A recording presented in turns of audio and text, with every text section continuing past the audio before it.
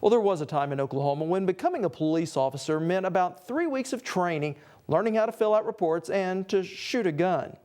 Today, that training has grown to 15 weeks to prepare for a career that constantly faces new threats. We traveled to Ada, Oklahoma, to the Council on Law Enforcement Education and Training, commonly referred to as CLEET, to get a first-hand look at what it takes to put on a badge here in Oklahoma. On a hot July afternoon, these police cadets aren't too worried about the sweat rolling down their backs. Set to graduate in just a few days, the cadets are trying to learn all they can. Well, it's life and death important. That's what it is.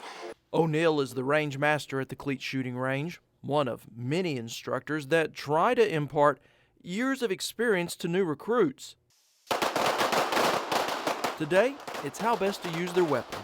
Understand that the more you can control your personal weapon system or your car or your behavior, the better off you're going to be. In other words, if I can master a tool in a moment of crisis, that particular mastery will be at the subconscious level, so when I need it, it'll be there without me even having to worry about it. Fire 3 rounds center chest, 2.5 seconds. Split-second decisions that can mean the difference between life or death. Now, in addition to the work that's being done out on the firing range, cadets also come in here to a training facility where they are faced with real-life situations, only on a video screen behind me. Now here, they may not be using real bullets, but they will be facing real-life situations. To give you some idea of what they may face, I strapped a small camera on my chest and went through the exercise.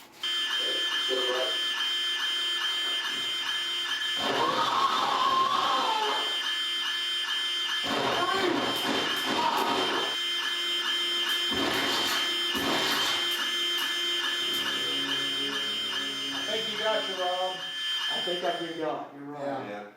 Sir, put the shotgun down. Do it now. Bill Bullard runs the video simulation room. We shoot to stop the threat. We don't shoot to kill.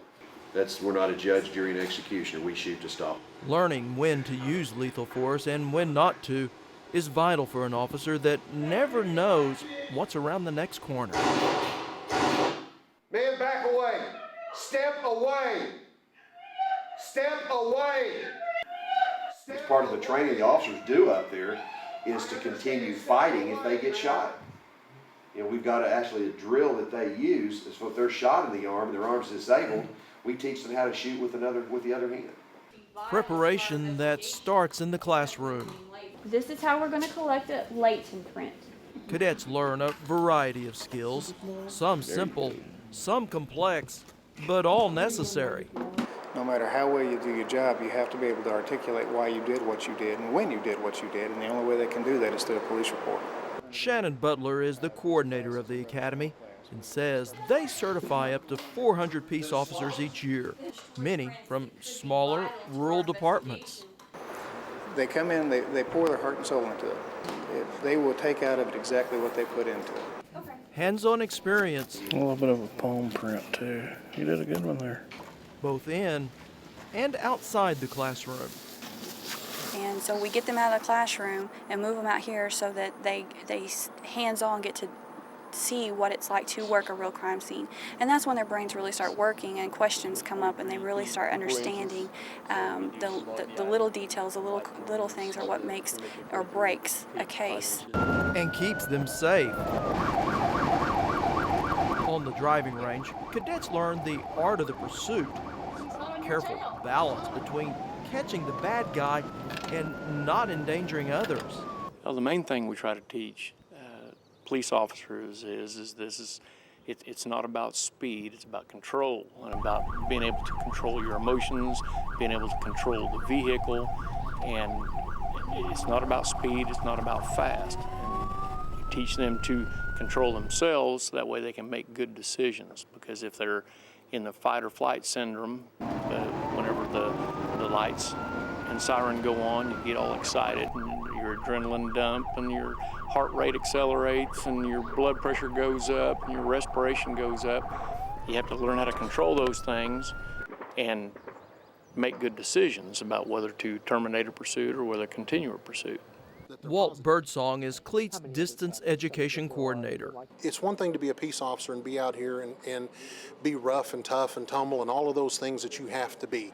But there are times, especially when emotion is involved, when a child has been killed or a mother has been killed and now a child has lost a parent, the officer is charged with making those notifications to them. And so there's a very personal human element that's involved in that. And so one of the things that we teach these young cadets here is to how to do that tactfully and respectfully for the families. And it's training that doesn't end on graduation day. Each year, peace officers in Oklahoma receive 25 hours of continuing education. Currently what we're doing is we will go to one location, and currently that is in Stillwater at the State Office of Career Techs. We will put on a class there and broadcast that class through the internet around to various locations throughout the state, and currently those are all Career Tech locations. I believe we have between 20 and 30 Career Techs that are partners with us currently, and it is a very effective tool. Giving Oklahoma peace officers the tools and the training to protect and to serve. But these folks that come through here do that.